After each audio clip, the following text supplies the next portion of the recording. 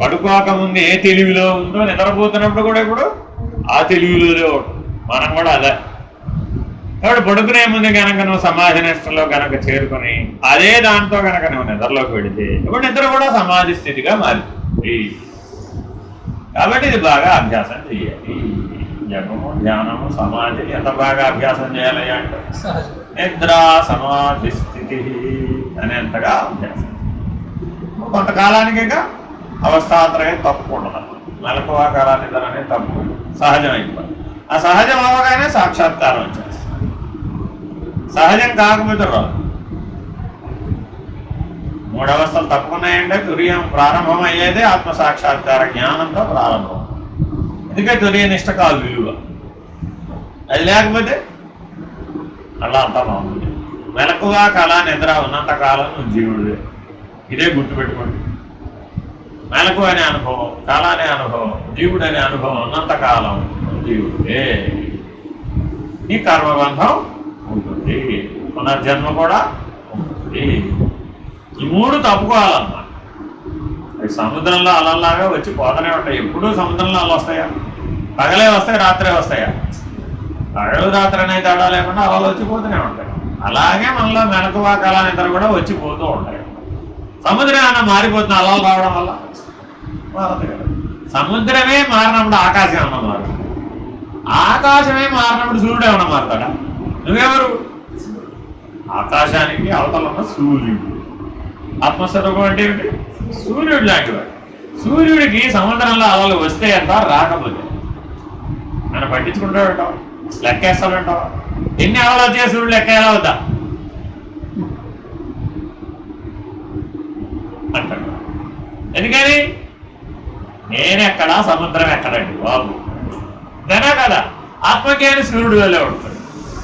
ఈ మెలకువ కళానితుల్లో జరిగేవని సముద్రంలో అలల్లాంటివి జరుగుతూ ఉంటాడు. అది జరగని అలలు రావడానికి కారణం ఏంటి? భూమి యొక్క బలం, వాయువు యొక్క బలం, సముద్రం యొక్క బలం, నీటి యొక్క బలం.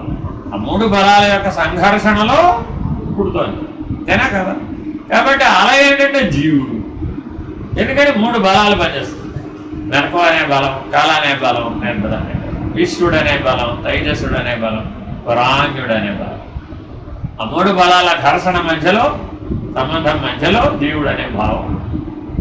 అధిగమించి ప్రత్యేగాత్మగా ఉంటే, సూర్యుడుగా ఉంటే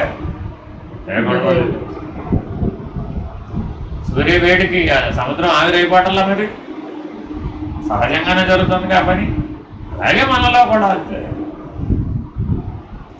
ఎందుకంటే ప్రత్యేగాత్మే స్థిరం. పరమాత్మ అక్కడ సృష్టికి సాక్షిగా చూస్తే పరమాత్మ, వ్యష్టికి సాక్షిగా చూస్తే ప్రత్యేకం. ఇది అర్థం చేసుకోవడానికి బాగానే ఉంది. అలా ఉండాలి. ఈ అవగాహన అవ్వడం అందరికీ అవుతుందండి. కానీ అలా ఉండరు. అలా ఉండకపోతే అది నిర్ణయం కాదు. Very very important. నువ్వు అత్తవారింటో ఉంటేనేగా కోడలన్న నిర్ణయం పూర్తయింది. ఈవిడ పెళ్ళైన తర్వాత పుట్టింటికి వెళ్ళిపోయినండి. అప్పగింతలు అయ్యి వచ్చిన రాగానే మళ్ళీ పుట్టింటికి వెళ్ళి మళ్ళీ రాలా. ఇక ఏదమ్మా మీ కోడలు ఇంకెక్కడండి బాబు పుట్టింటారో నీకు రాలేదండి అంటావు. అప్పుడు నీ కోడలనే అనుభవం వస్తుందా? రాదు. పుట్టింటారో ఎలా వస్తుంది?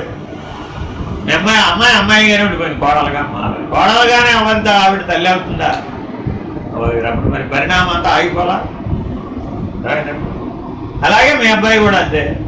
అత్తమామని తన తల్లిదండ్రులతో సమానంగా చూడాలండి. చూస్తే ఏమైంది?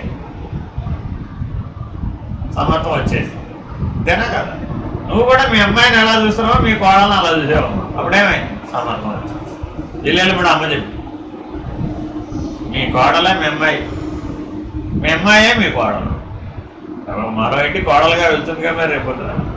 మరి ఏం తేడా ఉందమ్మా అంటే మీ అమ్మాయిని చూసినా అమ్మలగానే ఏమో గుర్తుకు రావాలట, మీ కోడల్ని చూసినా అమ్మలగానే ఏమో గుర్తురావు, నిన్ను నువ్వు చూసుకున్నా కూడా అమ్మలగానే ఏమో గుర్తురావు. అయిపోయింది. అప్పుడు ఏమైపోయింది? సమంతం వచ్చేసింది. అదేగా దివ్యత్వం అంటే.